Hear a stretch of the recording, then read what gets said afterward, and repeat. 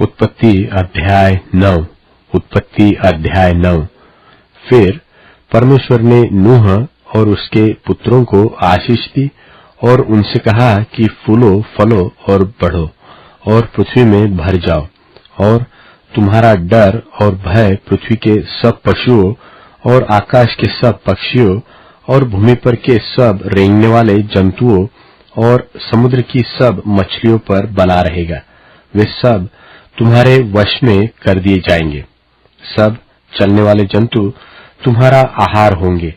जैसा तुमको हरे हरे छोटे पेड़ दिए थे, वैसा ही अब सब कुछ देता हूं, पर मांस को प्राण समेत अर्थात लोहू समेत तुम न खाना। और निश्चय मैं तुम्हारा लोहू अर्थात प्राण का पलटा लूंगा।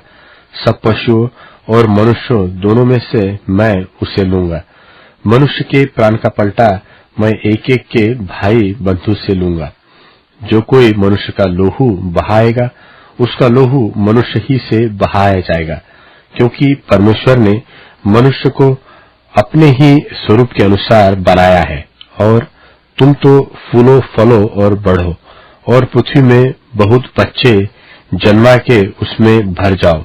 फिर परमेश्वर ने नूह और उसके पुत्रों से कहा, सुनो, मैं तुम्हारे साथ और तुम्हारे पश्चात जो तुम्हारा वंश होगा उसके साथ भी वाचा बांधता हूं, और सब जीवित प्राणियों में से भी जो तुम्हारे संग है, क्या पक्षी, क्या घरेलू पशु, क्या पृथ्वी के सब बनेल पशु, पृथ्वी के जितने जीव जंतु जहाज से निकले हैं, सबके साथ भी मेरा यह वचन है, मेरी यह वाचा बनती है।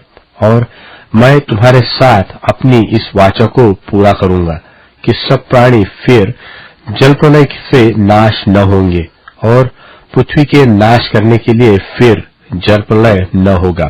फिर परमेश्वर ने कहा, जो वाचा मैं तुम्हारे साथ और जितने जीवित प्राणी तुम्हारे संग हैं, उन सब के साथ भी युग युग की पीढ़ियों के लिए बांधता हूं, उसका यह चिन्ह है कि मैंने बादल में अपना धनुष रखा है। वह मेरे और पृथ्वी के बीच में वाचा का चिन्ह होगा। और जब मैं पृथ्वी पर बादल फैलाऊं, तब बादल में धनुष देख पड़ेगा। तब मेरी जो वाचा तुम्हारे और सब जीवित शरीरधारी प्राणियों के साथ बंधी है, उनको मैं स्मरण करूंगा। तब ऐसा जल प्रलय फिर न होगा जिससे सब प्राणियों का विनाश हो।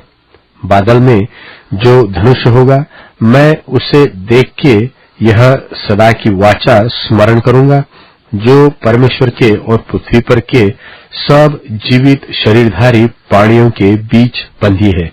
फिर परमेश्वर ने नूह से कहा, जो वाचा मैंने पृथ्वी भर के सब प्राणियों के साथ बांधी है, उसका चिन्ह यही है। नूह के जो पुत्र जहाज में से निकले, वे शेम, हाम और एपेत थे। और हाम तो कनान का पिता हुआ। नूह के 3 पुत्र यही है, और इनका वंश सारी पृथ्वी पर फैल गया। और नूह किसानी करने लगा और उसके दाख की बाई लगाई, और वह दाख मधु पीकर मतवाला हुआ और अपने तंबू के भीतर नंगा हो गया। तब कनान के पिता हाम ने अपने पिता को नंगा देखा और बाहर आकर अपने दोनों भाइयों को बतला दिया। तब शेम और येपेद दोनों ने कपड़ा लेकर अपने कंधों पर रखा और पीछे की ओर उल्टा चलकर अपने पिता के नंगे तन को ढांप दिया। और वे अपना मुंह पीछे किए हुए थे, इसलिए उन्होंने अपने पिता को नंगा न देखा। जब नूह का नशा उतर गया, तब उसने जान लिया कि उसके छोटे पुत्र ने उससे क्या किया है। इसलिए उसने कहा, कनान शापित हो, वह अपने भाई बंधुओं के दासों का दास हो। फिर उसने कहा, शेम का परमेश्वर यहोवा धन्य है, और कनान शेम का दास हुए। परमेश्वर एपेत के वंश को फैलाए, और वह शेम के तंबुओं में बसे, और कनान उसका दास हुए।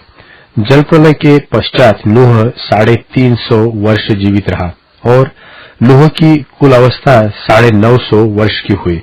तत्पश्चात वह मर गया।